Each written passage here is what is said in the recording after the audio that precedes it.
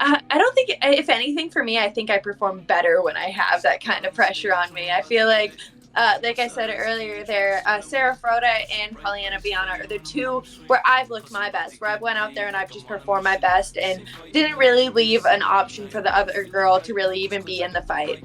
So I really think that with that energy of the crowd and all that support there, you're going to see the best Ain't no Savage every stranger to time. circumstance. Don't notice I'm about to dance. I keep my ship tight, cause any moment I'm throwing hands. I'm blowing up on your man, KOing him on demand. Fight of the night, bitch, I'll put ice in my corner, man. Coming for the ring, no weakness. Go down a mission, no secret. Flick of the wrist, no sleep, bitch. Coming for your head, you need to be sick, he's sick. From chilly with love, involuntarily done. You need a minute, take five, I got no match for the gun. I'm prepared for Hola chicos, ¿cómo están? Bienvenidos a una nueva entrevista en Fordewin MMA. El día de hoy me acompaña una peleadora de MMA a la cual he tenido ganas de conversar hace mucho tiempo, la he venido siguiendo, tiene una tremenda carrera en UFC y hace poco salió airosa en UFC 297 frente a Poliana Viana. Estoy frente a, ya la ven ahí ustedes, a Gillian Robertson. Gillian, welcome to For the Win MMA. It's a pleasure for me to have you here. Welcome. Thank you so much. It's a pleasure to be here. Thank you. It really is just an honor to talk to you and be on the show. Amazing, girl. Let's get started because we have so many things to discuss and talk about. You are coming up fresh out of a win at UFC in Canada, your home country. Congratulations on this impressive victory against Poliana Viana. How did you feel returning to fight in front of all your countrymen? I had to bring myself back almost a little bit, you know. I was almost getting swept away too much with the crowd and all the energy. It was just absolutely crazy walking out. Everybody screaming, even during the fight, the whole time the crowd just going crazy. It's like you have to just focus on the moment, focus on what's in front of you right then, and then take it all in after. But the reception from the crowd was crazy, and even just walking in and out of the hotel, the Canadian fans hanging around the lobby trying to catch autographs, things like that. It's just cool to see fight week. Yeah, the autograph hunters, all the, like I said before, the countrymen rooting for you. It was a great night. Can you walk me through the emotions and the adrenaline rush you experienced during your TKO victory at UFC 297?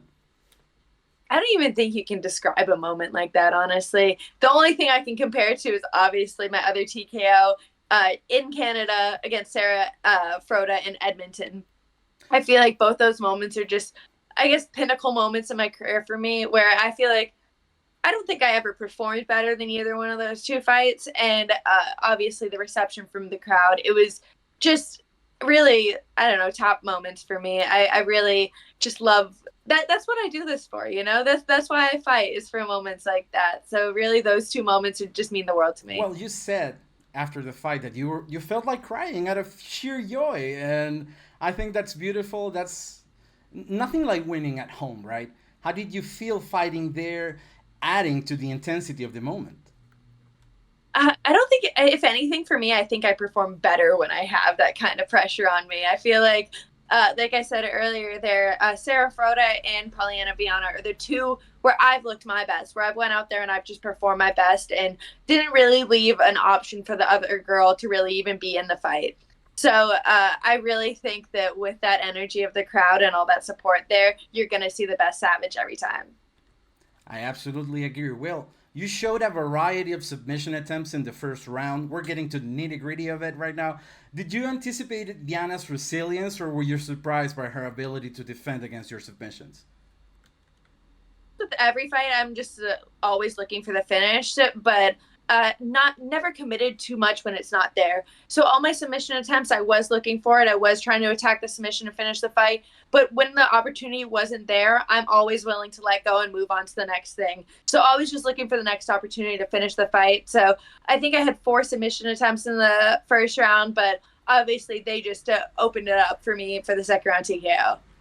Well, the second round, as you said, it was a good one. It had the best part of it. You transitioned to heavy ground strikes, ultimately leading to the TKO finish.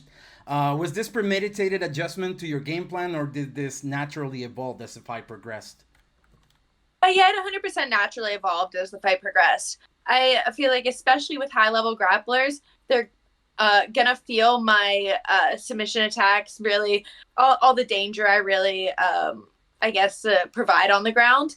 And they close up. They start just being very defensive, jujitsu wise. So she wasn't really giving me the submission opportunities in the second round like she was the first. So in the second round, that's when you strike. When they're closing up to submissions, it gives you the striking opportunities. And obviously, I was able to get the finish with that. And when it comes to reflecting on your comment about Canada being your good lucky charm, do you think fighting in front of your hometown provides you with a unique advantage or sense of motivation? I think I'll fight good anywhere. The only way I don't like to fight, honestly, is in like when we had like the COVID times, the silent apex. I You're not a fan absolutely of the Apex? no, I hate it so much. I love having the crowd there. I love having the support there. So even if I'm getting booed, honestly, my first couple fights, like I fought Molly McCann in Liverpool. Right. So walking out, the crowd was not a great reception to me. I got a lot of boos, but I loved that energy too. Well, Just you having were the the crowd. invader. You were the Oh yeah, invader. But 100% they there. were, as I know, fans in Liverpool were so great to you after the fight, showed a lot of respect. Can you comment on that too? Oh yeah, those fans were absolutely amazing before and after. Like I said, the support they showed for their girl Molly was insane, and then the support I got too after. They were all very humble. It wasn't like a lot of bad sportsmanship there. Molly even invited me to her after party. Me and Molly are still good friends to this day. So I think it was an absolutely amazing experience there. So whether I'm getting booed or cheered, I'm gonna have fun.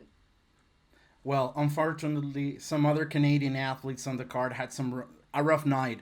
How do you Uh, navigate that emotional roller coaster of seeing fellow Canadian fighters face setbacks on the same event where you had such a triumphant performance? Luckily for me, I was already done by most of that. There was only a couple fights before me, and uh, the first, obviously, all Canadian males lost. So the first two Canadian males lost, but I was still kind of focused in my own little world, then getting ready. And I actually, right before I started warming up, I saw Jasmine Jasdavicius go out there and absolutely kill it. So that really was like the momentum carrying into my fight versus like how the Canadian males looked the rest of the night, because it was a big letdown for all of Canada, especially after going in Vancouver a couple months ago. I believe it was sometime last year. All Canadians won on that card. It was a 100% clean sweep for Canadians. The first card back in Canada. The second card back, only the two girls could pull it off. Well, the thrill and the agony, right? Exactly. Well, taking it back to your business, this fight got you a number right next to your name. How does that feel right now? Oh, it feels great. It feels like this is where I finally belong.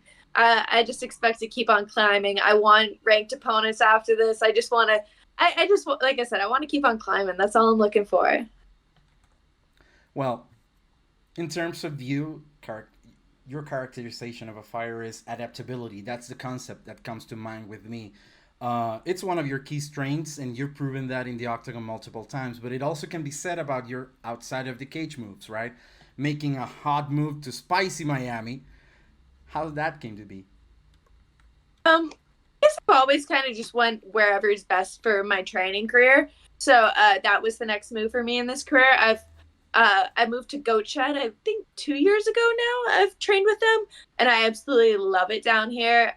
Obviously, the craziness of Miami and the craziness of Goat Shed, but I absolutely love the training environment. I love the heat too. One thing, I love being away from any kind of snow. Just going back to visit in Toronto is definitely a lot.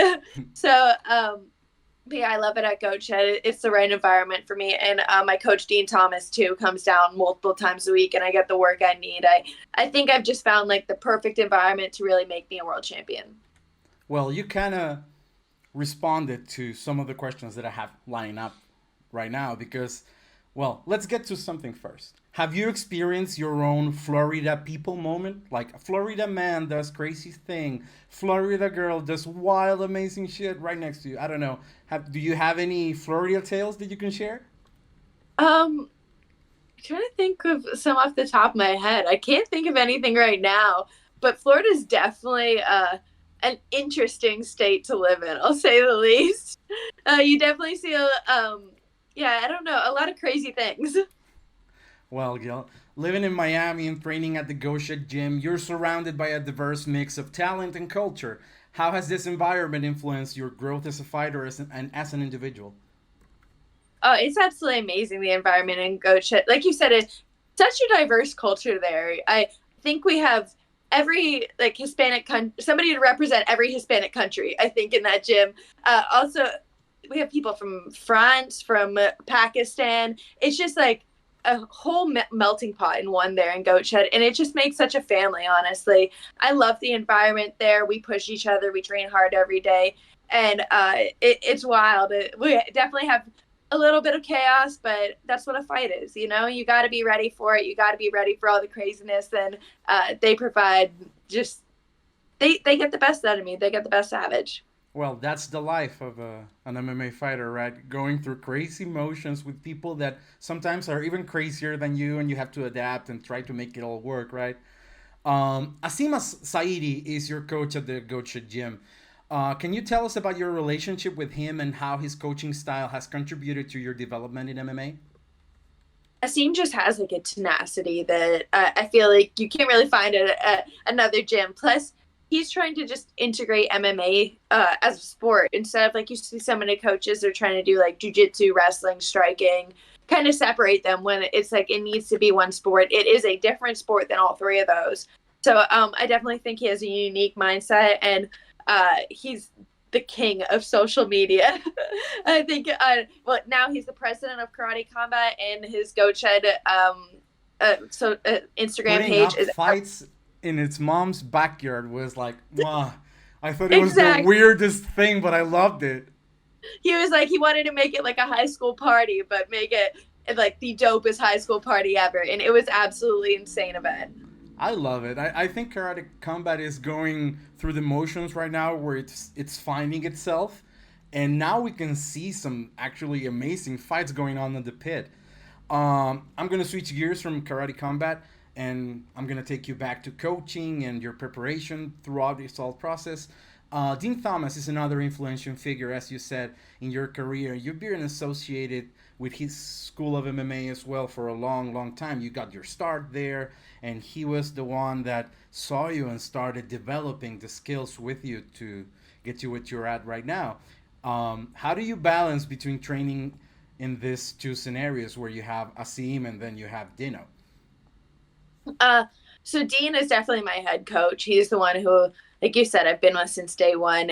We're going on, I think, 13 years now training together, which I think is just very rare to see in the MMA world in general. You don't really see anyone going from like day one, literally never had a street fight before, volunteered with animals, to now in the UFC, ranked number 15, soon to be in title contention. So I think as a coach, like as a coach and student relationship, that's impressive, just period. Like you don't really see that in this sport. And his mind is just working in ways that I feel like nobody's is in the game. So I really have all the respect in the world for Dean, and he is my head coach. But Awesome's more, I guess they're on the day to day. You know, Dean's not. Well, one, he's traveling constantly for the UFC. He's working the desk for them, so he's all over the state, and he lives about an hour away. So when he comes down, he's usually traveling and making that sacrifice for me. So Awesome's there for day to day stuff, and Dean's kind of works with me privately a couple times a week. So, Mr. Awesome does the day to day work, and then Dean comes over and just hashes out the specifics of each fight. I don't know, maybe breakdown, maybe strategically wise. I don't know, but it feels like you have a well-oiled machine around you right now. Would you say that? Oh yeah, I think this is the absolute perfect formula. I think it shows in my last couple of fights. I'm gonna exclude the Tabitha one because I think that was just a poor move on all of our parts where we just rushed into it too much and my body wasn't ready to take the fight. But my last three wins, I think, have been great performances for me, and it's only gonna go up from here. And also, the division is set up in a way that you could probably cross paths with her again in the future. Do you see that with, I don't know, with interest, or you don't care about that? not interested in it. I honestly think that I'm going to keep on climbing up, and I'm just going to pass her. I don't think that we're ever going to see each other again. But you never know, honestly. And if it does come my way, I'm 100% signing that contract, and I'll be down for it. Well, before that fight specifically, you were invited to the Joe Rogan podcast, which I don't know, maybe a lot of fans get wild thinking about Rogan and being there and all the people that he brings to that table to talk amazing shit. But also, as fighters, I know a lot of fighters geek out about being at Rogan, right? How did it feel to have that level of exposure and recognition in arguably the most famous podcast on the planet? um, I guess it was obviously a wonderful experience to be with Joe on the podcast. For me, timing wise, it was probably the worst experience for me. Honestly, like I said, I was going through my Tabitha Ritchie camp, which I think I cried every single day while I was doing cardio because my body was just so depleted. It was a terrible camp for me. I actually lost my beloved dog, my Robin. I had him for 10 years, and I lost him like a couple weeks before that. So the whole experience, I honestly couldn't have come in a worse time for me. But like going out there, being able to meet Rogan, being on the podcast, it's a once in a lifetime experience. Hopefully, it's not a once in a lifetime experience. Actually, I'll take that back. Hopefully, he'll have me on again. But yeah, it was an amazing experience, and I'm just so thankful for it. Well, I bet the experience was amazing to be in Rogan's bunker, checking out all the toys and such. During that interview, you mentioned feeling like two different people, with Gillian in one hand and the Savage being distinct personas, right? How do you reconcile these two aspects of yourself, and do you find it challenging to switch between them when necessary? I have no idea, honestly, what happens. I feel like whenever I'm in the cage, there is just like a different person. Like I, I'm not a violent person at all. I don't think I'm like I don't like I don't like watching fights that get too like bad. I don't. I was watching a fight. Me and my boyfriend replayed a fight. I can't even remember who it was, but he got a cut in the back of his head and split his artery, and literally blood was squirting out the whole fight. And we rewatched that, and the whole fight I'm just cringing. Like I can't stand stuff like that. But in the moment, in the fight, I'm sitting there, I'm like, why won't her arm break? Or like just thinking things like that. And it's like, all right, this isn't okay. But in the moment, it's just in a fight, it's completely different. Even after I fought Maria Agpova, I choke her out, and then I get up and I flip off everybody. And then the cameraman in back asked me, he's like, I gotta ask you first, what were the middle fingers about post fight? And I was like, I did that? I'm like, I That completely was the spaced other out. girl. Exactly. That wasn't me. I'm like, I 100% blacked out, completely forgot it. Like, didn't even know where it came from. I'm like, that it wasn't me. Well, one of the things that caught my eye the most by seeing you perform over the years and hearing you talk to Joe about this, being known for your candidness and authenticity, how do you deal with the pressures of being in the public eye, especially when it comes to sharing personal aspects of your life and your career? Because you said it yourself, you're more of a recluse in terms of social interaction. You prefer not having people around. You prefer cage fighting over socializing sometimes. Is it Oh, way too up the top to say that, or do you no, still feel that way? 100%. I'm like, I'd rather train all day. And honestly, I've been trying to put more effort into just that. Like, trying to get people to know who I am better and me as a person, and not be so shy and not be really put out just me more. And it's definitely hard, but I feel like I don't that's what the best do when you see them really like reach their peak of fame. Like Conor McGregor is just so fearlessly him, and that's what people love. They people fall in love with it. So it's just I need to learn how to do that better, and I'm trying my hardest. You know what? That's the main thing for me right now as we discuss your career and everything that's been going on. Being fearlessly yourself. I really love that. And I hope that you get to play it that way throughout your career, because we wouldn't have it any other way, I guess. I love what you are right now. I love the way you interact with fans, and any speck of shyness or whatever you feel, I don't see it. which blows my mind because I'm a chatty guy. I love to talk to people and I talk to a lot of fighters, and you don't seem shy at all to me. See, I feel like I get that a lot, but people don't understand like how I'm like even like through this interview, I'm like definitely nervous, definitely sweating a little, Oh, I'm definitely. sweating too, baby. We're right up there. It's the heat of the summer here. It's just it's definitely I have gotten better with it over the years. Obviously, I've been in this position. I've been with the UFC 7 years now, so it's definitely I'm growing with it, but I'm working hard at it every day just to be more authentically me and be comfortable with it. Since you touched on the subject of being with the UFC so long, this is one of the questions that didn't make the cut originally, but you kind of remind me of this. I was thinking about how to phrase it, and maybe you can help me find a way to explain this. But I was thinking a lot about you coming into your first UFC fight with a 4-2 record, right? Which is even though that you had an amazing amateur career with 8 wins, 1 loss, right? Like you did a lot of things in order to gain experience. It still feels kind of green to me to be shoved into the spotlight, especially away in London against a girl like Molly McCann. So, what I wanted to know was how does being in the spotlight with the pressure of performing has helped you improve your game? How has been growing under the UFC lights, if it makes any sense? Um, it's been a blessing and a curse, you know. Obviously, I feel like I am blessed to be able to be signed to the UFC at 4-2. So early in my career, so obviously so green and new, but obviously it's a curse that now I am doing a lot of my learning on the big screen, and I'm doing a lot of my learning with the best in the world. So it's like, say I was fighting on a regional scene still, I could make a mistake and still get away with a win. In the UFC, you make a mistake and the girl's going to capitalize on it every single time.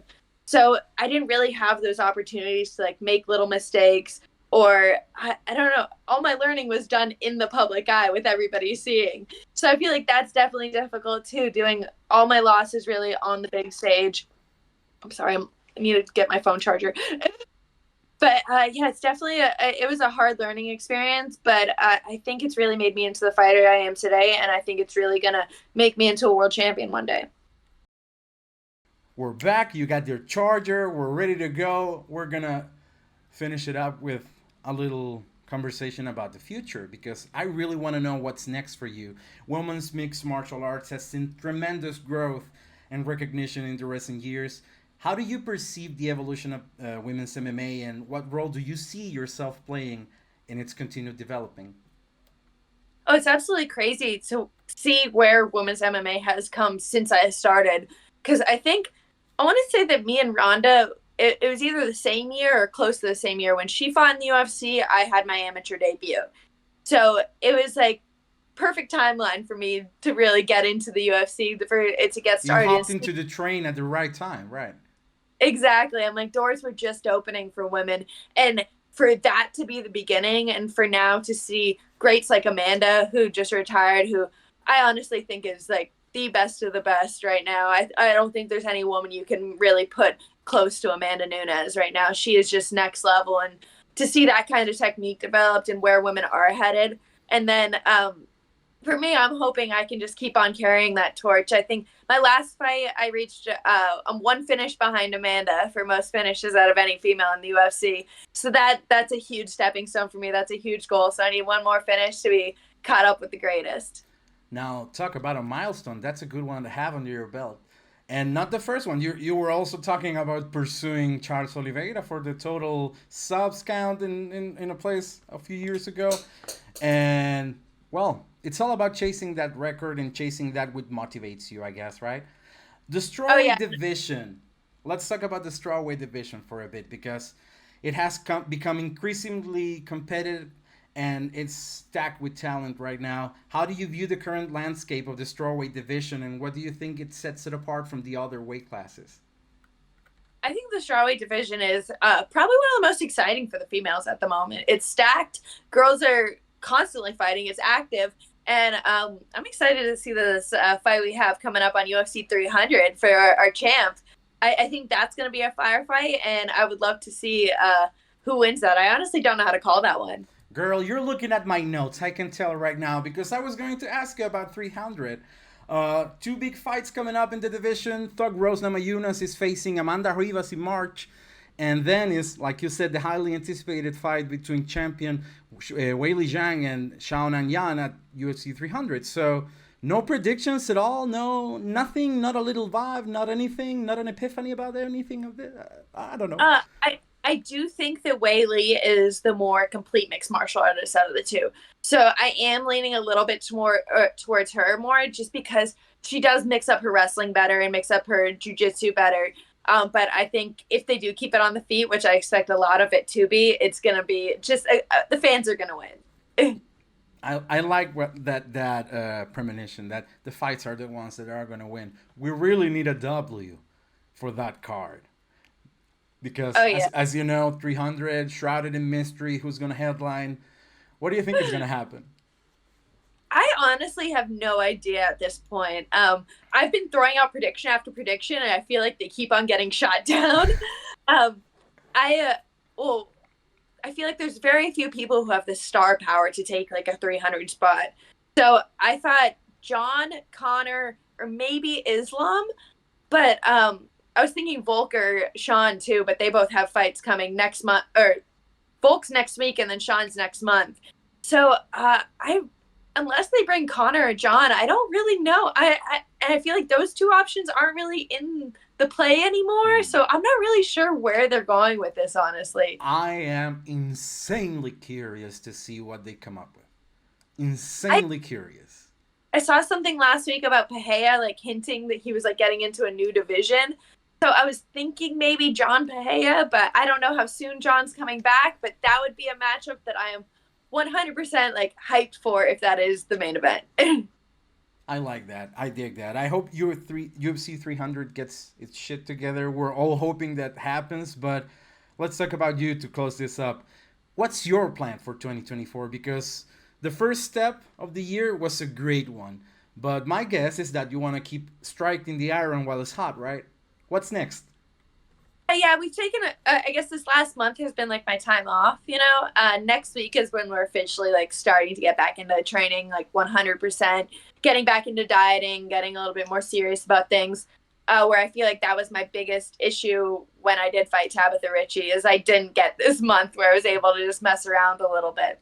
So next week we're going to get back into it, and then I'm going to start looking for matchups, start looking for fights, hopefully get 100% get one more, maybe two more, depending on how I feel, depending on how the cuts go, and just depending on how time is and what we're looking at. So, yeah, definitely at least one more fight, and I want to see a ranked opponent. I want to see somebody with a number next to their name, and I want to take that. Well, the climb starts now.